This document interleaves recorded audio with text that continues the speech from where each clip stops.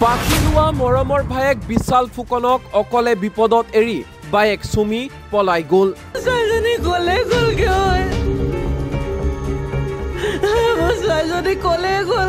হাত দীঘল বাবে সুমি বৰা আৰু তাৰ্কিক বৰাই খাতিৰ কৰা নাই নেকি আৰক্ষীক? কাৰ আশীৰ্বাদ পুষ্ট মহাপ্ৰবঞ্চক সুমি বৰা আৰু তাৰ্কিক বৰা? কোনে ৰক্ষণাবেক্ষণ দি আছে সুমি বৰা আৰু তাৰ্কিক বৰাক? কিয় সুমি বৰা আৰু তাৰ্কিক বৰাক ধৰিবলৈ পৰা নাই স্মাৰ্ট আৰক্ষীয়ে? মৰমৰ বায়েকক মনত পেলাই এতিয়া লকআপৰ ভিতৰত অকলেই নীৰৱে উচুপি আছে বিশাল ফুকন। মায়াবী চলনাময় প্ৰবঞ্চক সুমি বৰাৰ আখ্যানক লৈ ৰাজ্যজুৰি চৰ্চা। দিন বাগৰিছে, সময়ো পাৰ হৈছে, কিন্তু নাই যি নায়েই কোনো খবৰ নাই। স্মাৰ্ট আৰক্ষীয়ে কেৱল মাত্ৰ বিচাৰিব লাগে বাবেই যেন বিচাৰি আছে। প্ৰবঞ্চক ফটোগ্ৰাফাৰ স্বামী তাৰ্কিক বৰা সহ পলাতক মইনা কলিজা খ্যাত প্ৰবঞ্চক সুমি বৰা। কোটি কোটি টকা হৰাশ কৰি ক'ত হেৰাল সুমি বৰা আৰু তাৰ্কিক বৰা? শুনি আচৰিত হ'ব। নিজকে স্মাৰ্ট বুলি যিমান দম্ভালি মাৰি থাকিলেও এতিয়াও স্মাৰ্ট হ'ব পৰা নাই যেন আৰক্ষী। কাৰণ কোটি কোটি টকা প্ৰবঞ্চনা কৰি পলাতক হৈ থকা সুমি বৰাক বিচাৰিয়ে পোৱা নাই আৰক্ষীয়ে। কিমান এটা লাজৰ কথা। পাতিলোৱা মৰমৰ ভায়েক বিশালৰ সৈতে লগ হৈ অনলাইন ট্ৰেডিঙৰ নামত ভয়ংকৰ প্ৰবঞ্চনাৰ জাল পেলাই বিনিয়োগকাৰীৰ টকাৰে বিলাসী জীৱন কটাইছিল সুমি আৰু বিশালে। হঠাৎ নতুন ধনী হৈ উঠি লাখ টকা কোটি টকাতে ডুব যোৱা বিশাল সুমিৰ আখ্যানে তুলপাৰ লগাই আছে সমগ্ৰ ৰাজ্য। যদিওবা বিশাল ফুকনক গ্ৰেপ্তাৰ কৰা হ'ল, কিন্তু সুমি বৰাৰ চুলিডালো ধৰিব পৰা নাই অসম আৰক্ষীয়ে। ক'ত অন্তৰ্ধান হৈ গ'ল সুমি বৰা? শেহতীয়াকৈ জানিব পৰা মতে গুৱাহাটীৰ পৰা মেঘালয়লৈ পলাই গ'ল স্বামী তাৰ্কিক বৰা সহ সুমি বৰা। মেঘালয়ত আত্মগোপন কৰি আছে সুমি বৰা সহ তাৰ্কিক বৰা। অভিযোগ উঠিছে একাংশ শীৰ্ষ আৰক্ষী বিষয়াৰ পৰামৰ্শ মতেই পলায়ন কৰিছে সুমি বৰা সহ তাৰ্কিক বৰাই।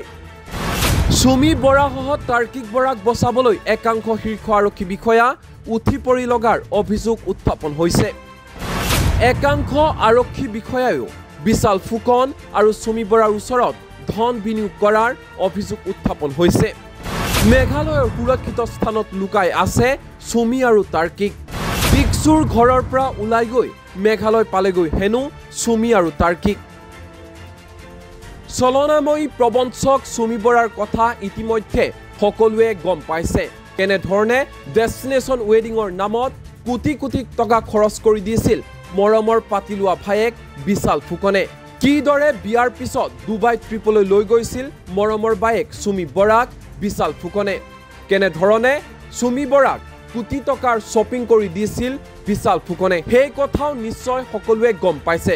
কেৱল সিমানেই নহয়, বিনিয়োগকাৰীৰ ধনেৰে সম্পত্তিৰ পাহাৰ গঢ়িছিল সুমি আৰু বিশালে। সেই কথাও ইতিমধ্যে পোহৰলৈ আহিছে। কিন্তু তাৰ পিছতো সুমি বৰা আৰু তাৰ্কিক বৰাক গ্ৰেপ্তাৰ কৰিব পৰা নাই স্মাৰ্ট আৰক্ষীয়ে। যদিহে একাংশ আৰক্ষী বিষয়াই সুমি আৰু তাৰ্কিকক পলাই যাবলৈ সহায় কৰিছে, তেন্তে এই ক্ষেত্ৰত নিজাববীয়াকৈ কঠোৰ ব্যৱস্থা হাতত ল'বনে মুখ্যমন্ত্ৰী হিমন্ত বিশ্ব শৰ্মা আৰু ডিজিপি জি.পি. সিঙে? সেই প্ৰশ্ন কৰিছে অসমৰ সৰ্বসাধাৰণ জনতাই। আনহাতে আজি পৰ্যন্ত পলাতক প্ৰবঞ্চক সুমি বৰা আৰু তাৰ্কিক বৰাক অসম আৰক্ষীয়ে গ্ৰেপ্তাৰ কৰিব নোৱাৰাক লৈ সৰব হ'ল প্ৰদেশ কংগ্ৰেছৰ সভাপতি ভূপেন বৰা আৰু অসম জাতীয় পৰিষদৰ সভাপতি লুৰিণজ্যোতি গগৈ। সুমি বৰা আৰু তাৰ্কিক বৰাক অসম আৰক্ষীয়ে গ্ৰেপ্তাৰ কৰিব নোৱাৰা কাৰ্যক চৰম ব্যৰ্থতা বুলি সমালোচনা কৰি হিমন্ত চৰকাৰ বিৰুদ্ধেও গৰজি উঠিল দুয়োগৰাকী নেতা। শুনোৱা হওক কি কৈছে প্ৰদেশ কংগ্ৰেছৰ সভাপতি ভূপেন বৰা আৰু অসম জাতীয় পৰিষদৰ সভাপতি লুৰিণজ্যোতি গগৈয়ে। সুমি আৰু তাৰ্কিক বৰা ফটো কাকাৰ লগত ওলাইছে সুমি বৰা চাব। মুখ্যমন্ত্ৰীৰ লগত ধুনীয়া ফটো আছে। মুখ্যমন্ত্ৰীয়ে 1 কোটি টকা চেক লৈ থকা ফটো আছে। এতিয়া ধৰিব নোৱাৰে সুমি বৰাক। ধৰিব নোৱাৰে নে নধৰে নে ধৰিবলৈ গ'লে নিজৰ হাত জ্বলিব মানে কেঁচু খানোতে সাপ ওলাব। গতিকে ৰাজীৱ পলক ধৰিব নোৱাৰে, ধৰিলে বিপদ আছে। মৃদু পৱন নেওগক ধৰিব নোৱাৰে, ধৰিলে বিপদ আছে। দীপাংকৰ বৰ্মন 7,000 crores আপোনাৰ মোৰ চকুৰ আগত লুটি পেলালে।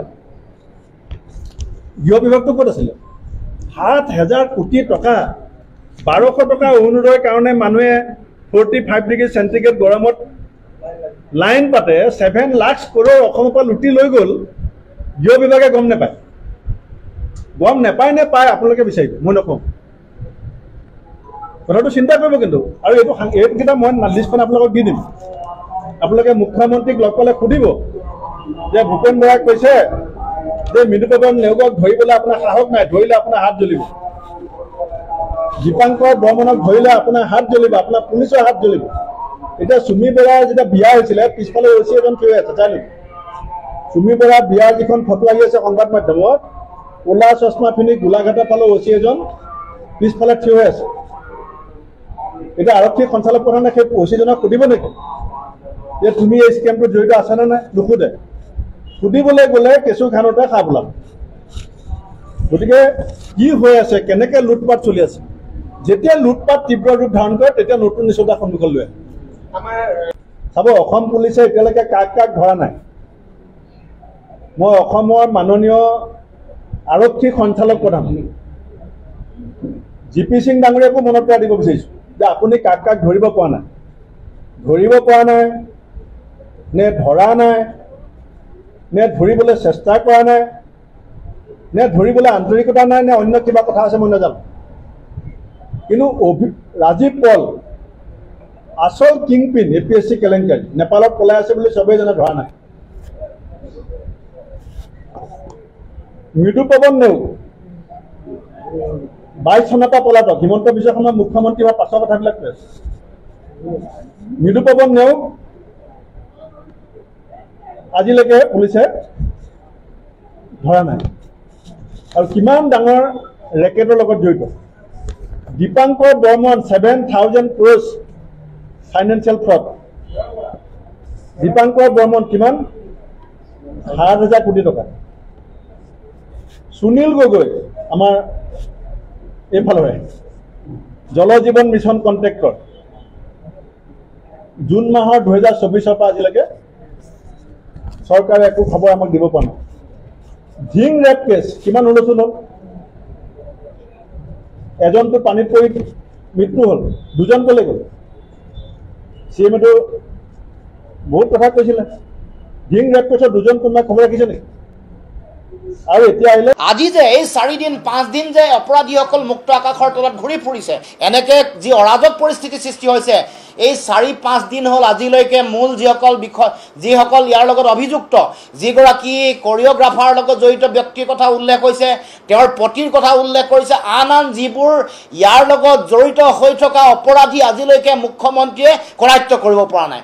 তাৰ মানে মুকলি আকাশত তেওঁলোকে ঘূৰি ফুৰিছে। এই গোটেই কথাটোৱে প্ৰমাণ কৰিছে চৰকাৰহীনতা। এই যে গোটেই প্ৰক্ৰিয়া, তদন্ত প্ৰক্ৰিয়াত থেৰো গেৰোকে আগবাঢ়িছে, নাবাহুকে আগবাঢ়িছে। এই গোটেই কথা বতৰাবোৰৰ লগত মই ভাবোঁ যে কোনোবা নহয় কোনোবা ৰাজনৈতিক হস্তক্ষেপ আছে, কোনোবা ৰাজনৈতিক নেতাৰ পত্নী নহ'লে সিন্ডিকেটত টকা পইচা বিনিয়োগ কৰিবলৈ কেনেকৈ সুযোগ পাব? সিন্ডিকেটৰ মহানায়ক কোন? সিন্ডিকেটৰ লগত জড়িত হৈ থকা ব্যক্তি কোন? সিন্ডিকেটৰ মহানায়কৰ পত্নীৰ কি ভূমিকা? এইবোৰ কথা আলোচনালৈ আহিব লাগে, এইবোৰ তদন্তৰ আঁতৰলৈ আহিব লাগে। গতিকে এই কথা বতৰাবোৰ যেতিয়ালৈকে তদন্তলৈ নাহিব, যেতিয়ালৈকে অপৰাধীসকলক এনেকৈ মুক্ত বিচৰণ কৰিবৰ কাৰণে মানে তেওঁলোকে ফ্ৰী এক্সিট ৰুট তেওঁলোকক এৰি দিব, তেতিয়া এনেকুৱা পৰিৱেশ হ'বই। গতিকে আমি মুখ্যমন্ত্ৰীয়ে এনেকৈ যিটো ভীমৰ আস্ফালন কৰি আছে যে আমুক হ'ব তামুক হ'ব, প্ৰথমতে অপৰাধীসকলক কৰায়ত্ব কৰি দেখুৱাওক। আজি যে এই 4 দিন 5 দিন যে অপৰাধীসকল মুক্ত আকাশৰ তলত ঘূৰি ফুৰিছে, এনেকৈ যি অৰাজক পৰিস্থিতি সৃষ্টি হৈছে, এই 4-5 দিন হ'ল আজিলৈকে মূল যিসকল ইয়াৰ লগত অভিযুক্ত, যিগৰাকী কৰিঅ'গ্ৰাফাৰৰ লগত জড়িত ব্যক্তিৰ কথা উল্লেখ হৈছে, তেওঁৰ পতিৰ কথা উল্লেখ কৰিছে, আন যিবোৰ ইয়াৰ লগত জড়িত হৈ থকা অপৰাধী আজিলৈকে মুখ্যমন্ত্ৰীয়ে কৰায়ত্ব কৰিব পৰা নাই। তাৰ মানে মুকলি আকাশত তেওঁলোকে ঘূৰি ফুৰিছে। এই গোটেই কথাটোৱে প্ৰমাণ কৰিছে চৰকাৰহীনতা। এই যে গোটেই প্ৰক্ৰিয়া, তদন্ত প্ৰক্ৰিয়াত থেৰো গেৰোকে আগবাঢ়িছে, নাবাহুকে আগবাঢ়িছে। এই গোটেই কথা বতৰাবোৰৰ লগত মই ভাবোঁ যে কোনোবা নহয় কোনোবা ৰাজনৈতিক হস্তক্ষেপ আছে, কোনোবা ৰাজনৈতিক নেতাৰ পত্নী নহ'লে সিন্ডিকেটত টকা পইচা বিনিয়োগ কৰিবলৈ কেনেকৈ সুযোগ পাব? সিন্ডিকেটৰ মহানায়ক কোন? সিন্ডিকেটৰ লগত জড়িত হৈ থকা ব্যক্তি কোন? সিন্ডিকেটৰ মহানায়কৰ পত্নীৰ কি ভূমিকা? এইবোৰ কথা আলোচনালৈ আহিব লাগে, এইবোৰ তদন্তৰ আঁতৰলৈ আহিব লাগে। গতিকে এই কথা বতৰাবোৰ যেতিয়ালৈকে তদন্তলৈ নাহিব, যেতিয়ালৈকে অপৰাধীসকলক এনেকৈ মুক্ত বিচৰণ কৰিবৰ কাৰণে মানে তেওঁলোকে ফ্ৰী এক্সিট ৰুট তেওঁলোকক এৰি দিব, তেতিয়া এনেকুৱা পৰিৱেশ হ'বই। গতিকে আমি মুখ্যমন্ত্ৰীয়ে এনেকৈ যিটো ভীমৰ আস্ফালন কৰি আছে যে আমুক হ'ব তামুক হ'ব, প্ৰথমতে অপৰাধীসকলক কৰায়ত্ব কৰি দেখুৱাওক। আজি যে এই 4 দিন 5 দিন যে অপৰাধীসকল মুক্ত আকাশৰ তলত ঘূৰি ফুৰিছে, এনেকৈ যি অৰাজক পৰিস্থিতি সৃষ্টি হৈছে, এই 4-5 দিন হ'ল আজিলৈকে মূল যিসকল ইয়াৰ লগত অভিযুক্ত, যিগৰাকী কৰিঅ'গ্ৰাফাৰৰ লগত জড়িত ব্যক্তিৰ কথা উল্লেখ হৈছে, তেওঁৰ পতিৰ কথা উল্লেখ কৰিছে, আন যিবোৰ ইয়াৰ লগত জড়িত হৈ থকা অপৰাধী আজিলৈকে মুখ্যমন্ত্ৰীয়ে কৰায়ত্ব কৰিব পৰা নাই। তাৰ মানে মুকলি আকাশত তেওঁলোকে ঘূৰি ফুৰিছে। এই গোটেই কথাটোৱে প্ৰমাণ কৰিছে চৰকাৰহীনতা। এই যে গোটেই প্ৰক্ৰিয়া, তদন্ত প্ৰক্ৰিয়াত থেৰো গেৰুকে আগবাঢ়িছে, নাবাহুকে আগবাঢ়িছে, এই গোটেই কথা বতৰাবোৰৰ লগত মই ভাবোঁ যে কোনোবা নহয় কোনোবা ৰাজনৈতিক হস্তক্ষেপ আছে, কোনোবা ৰাজনৈতিক নেতাৰ পত্নী নহ'লে সিন্ডিকেটত টকা পইচা বিনিয়োগ কৰিবলৈ কেনেকৈ সুযোগ পাব? সিন্ডিকেটৰ মহানায়ক কোন? সিন্ডিকেটৰ লগত জড়িত হৈ থকা ব্যক্তি কোন? সিন্ডিকেটৰ মহানায়কৰ পত্নীৰ কি ভূমিকা? এইবোৰ কথা আলোচনালৈ আহিব লাগে, এইবোৰ তদন্তৰ আঁতৰলৈ আহিব লাগে। গতিকে এই কথা বতৰাবোৰ যেতিয়ালৈকে তদন্তলৈ নাহিব, যেতিয়ালৈকে অপৰাধীসকলক এনেকৈ মুক্ত বিচৰণ কৰিবৰ কাৰণে মানে তেওঁলোকে ফ্ৰী এক্সিট ৰুট তেওঁলোকক এৰি দিব, তেতিয়া এনেকুৱা পৰিৱেশ হ'বই। গতিকে আমি মুখ্যমন্ত্ৰীয়ে এনেকৈ যিটো ভীমৰ আস্ফালন কৰি আছে যে আমুক হ'ব তামুক হ'ব, প্ৰথমতে অপৰাধীসকলক কৰায়ত্ব কৰি দেখুৱাওক। লক্ষণীয় হ'ব কোটি কোটি টকা হৰাস কৰি পলাই ফুৰা সুমি বৰা আৰু তাৰ্কিক বৰা কেতিয়া আৰক্ষীৰ জালত পৰে। নিউজ ডেস্ক, এনি টক্স।